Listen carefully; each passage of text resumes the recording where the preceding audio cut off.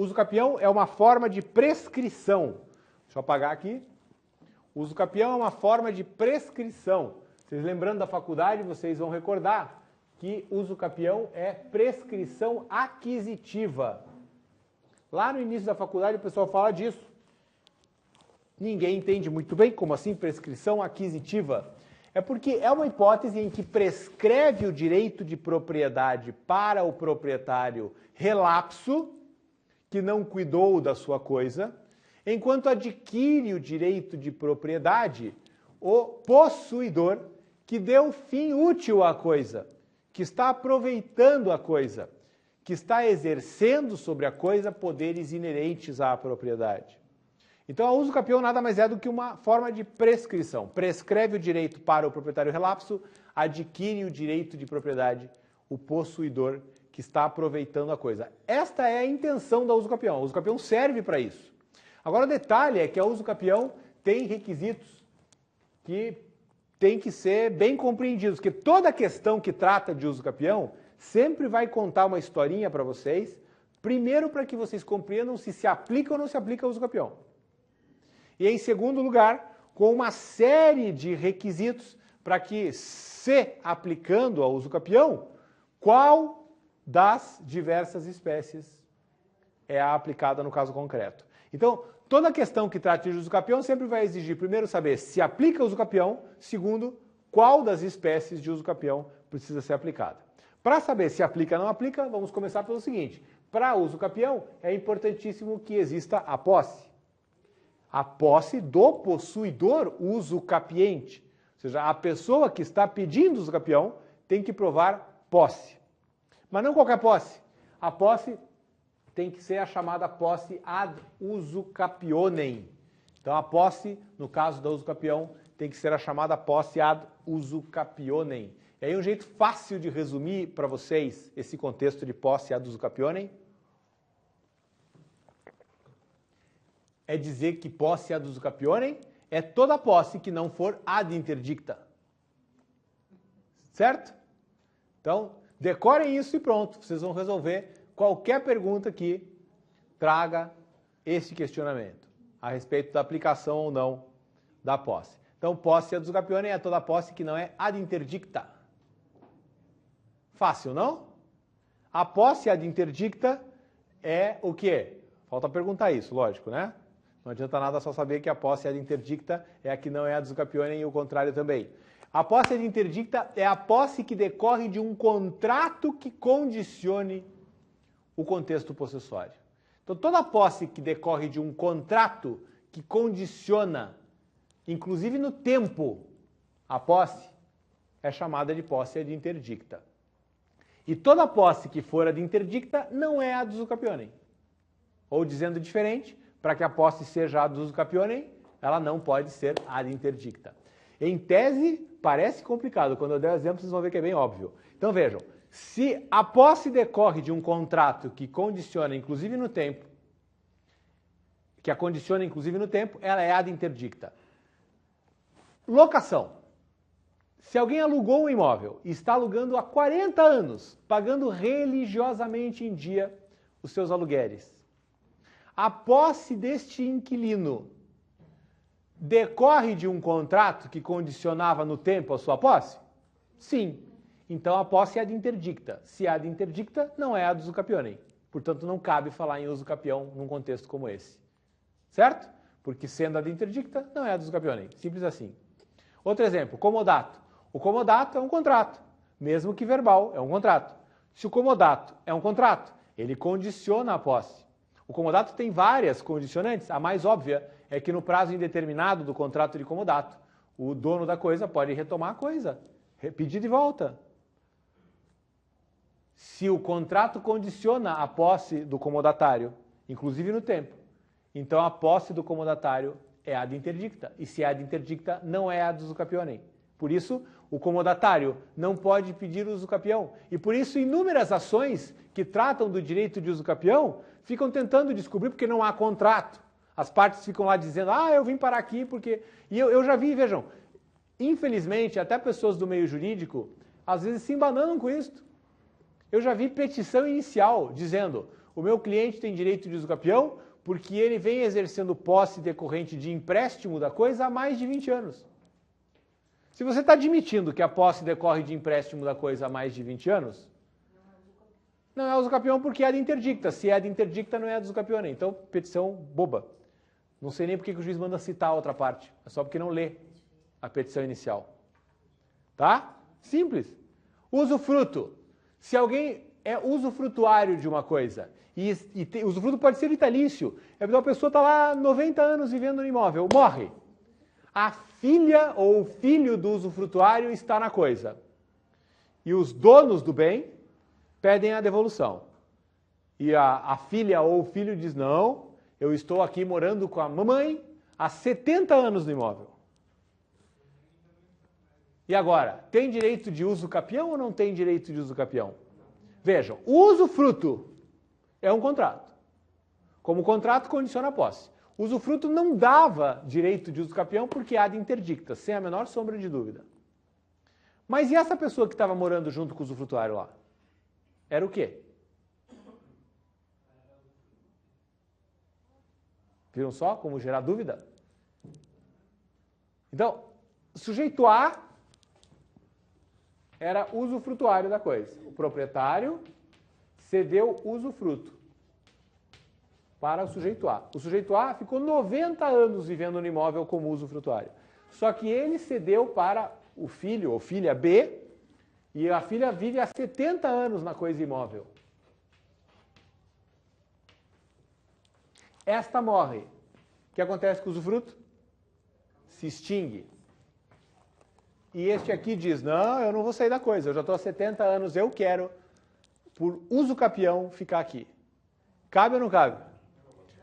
Por quê? Esta posse era o quê?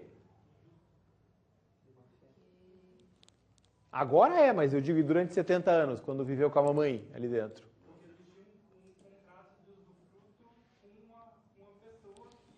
O usufruto é aqui, ó. E esses 70 anos que a pessoa morou lá dentro, era o quê? Sim, mas veja, nós estamos tentando descobrir se a posse é ad uso capione ou não. Essa pessoa era filha desta. Morava no imóvel que esta pessoa tinha usufruto. Por quê? Porque o A deixou. O A deixar é o quê? É um contrato do quê? Mas que contrato é esse? Que contrato é alguém deixar você morar de graça? Comodato. Vejam, vocês têm que achar. É um comodato familiar, gente, só isso. Então por que esta posse de 70 anos não dá direito de uso capião? Porque também é ad interdicta. Também não contou tempo de uso capião. Então todo contexto contratual que condicione a posse, inclusive no tempo, é ad interdicta, e se ad interdicta não é ad uso capione. E não permite a contagem de prazo para uso capião. Aí então, pô professor, mas o professor eliminou tudo, então quando que cabe uso capião? Né? Tudo que não for ad interdicta. De cara, qual que é o não ad interdicta mais óbvio? O invasor, gente. Quando alguém invade uma coisa, está na coisa, posse de má fé, posse injusta, mas a classificação aqui é outra. A pergunta é ad interdicta ou não é para saber se conta tempo para uso capião? O invasor, quando está na coisa, não está vinculado a qualquer contrato. Ele muitas vezes nem sabe quem é o proprietário. Então por que o invasor pode vir a uso capir? Porque a lógica aqui é outra. Não está se perguntando boa fé, má fé. A pergunta é, tem ou não tem posse ad uso capione? Aí temos que avançar a pergunta, é ad interdicta ou não é? Tem algum contrato? Não tem, então não é ad interdicta, então é ad uso capione. Então por que o invasor pode adquirir por uso capião? Porque a posse é ad uso capione, não é ad interdicta. Ah, então só o invasor pode uso capir? Não. Vamos voltar para o meu exemplo que eu disse para vocês que daqui a pouco eu ia voltar nele. Eu comprei o apartamento de alguém por contrato de gaveta. Há 20 anos atrás, fizemos o contrato, paguei e quitei. E fui morar, só não registrei. Pergunto, a minha posse de 20 anos está condicionada a algum contrato? Vamos lá então, vamos voltar no tempo. 20 anos atrás. Comprei e quitei o contrato. O que acontece quando eu quito um contrato? Ele se resolve. Se extinguiu. Se o contrato está extinto lá atrás, daqui para frente, qual contrato condiciona a minha posse? Não há contrato. Então a minha posse não é condicionada a contrato algum. Não há condição na minha posse. Porque o meu contrato já está extinto. Vamos, para ficar mais claro ainda, digamos que eu comprasse para pagar em 10 vezes. Durante as minhas parcelinhas, a minha posse está condicionada. Eu tenho que terminar de quitar meu contrato, senão o contrato não se resolve. Terminei de pagar a última parcelinha, o contrato se extinguiu. Dali para frente, a minha posse não é mais condicionada a qualquer cláusula contratual. Então, a posse ad interdicta decorre de contratos que condicionem a posse, inclusive no tempo. Se são contratos que já estão resolvidos, daí eles não condicionam mais nada. Dali para frente, minha posse é ad uso capione, pelo simples fato de não ser mais ad interdicta. E por isso, uma das formas de defesa que eu tenho 20 anos depois, caso eu seja incomodado por quem no registro de imóveis consta como proprietário, ou por terceiros que tentem executar o bem do vendedor, uma das formas de defesa é ingressar com uso capião. É dizer, seu juiz, além de eu ser o dono, apaguei já, além de eu ser o dono da coisa, porque comprei há 20 anos atrás, além de eu ser o possuidor e, portanto, os herdeiros do vendedor não serem titulares da ação de reintegração de posse, porque eles não têm posse. Tem um outro argumento mais forte ainda. Eu já tenho uso capião sobre a coisa, porque estou há 20 anos, vocês vão ver que 20 anos passa longe do maior prazo de uso capião. Então, eu já tenho direito de uso capião. E, por exemplo, já aproveito e ingresso com a ação de uso capião ou na própria reintegração de posse demonstra a existência desses requisitos. Então, a uso capião é um argumento muito forte, porque acarreta no direito de propriedade.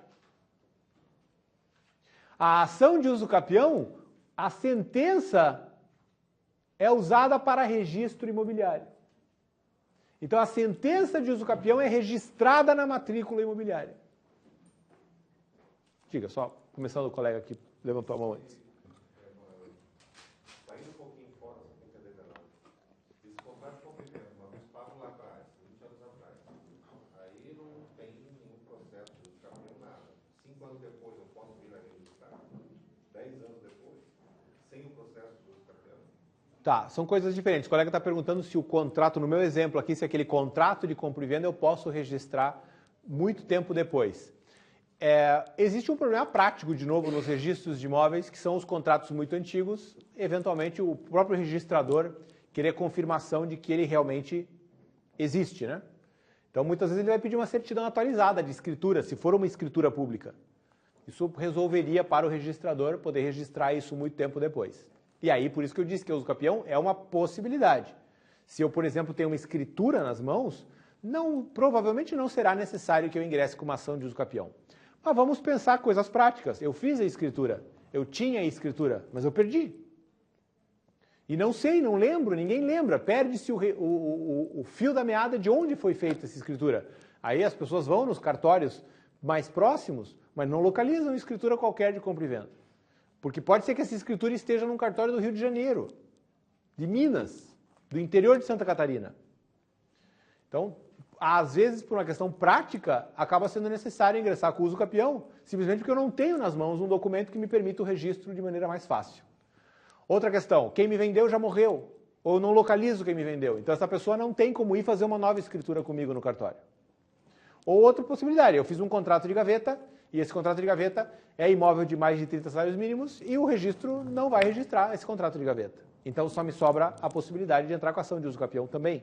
Por isso que o uso capião é uma carta na manga, que exige vários requisitos, um deles tempo, né? Então nem sempre é uma carta na manga rápida, mas se já se passaram 20 anos, como usei o exemplo aqui, é uma possibilidade forte de resolver isso, se você não conseguir resolver pelos outros caminhos mais rápidos e mais práticos.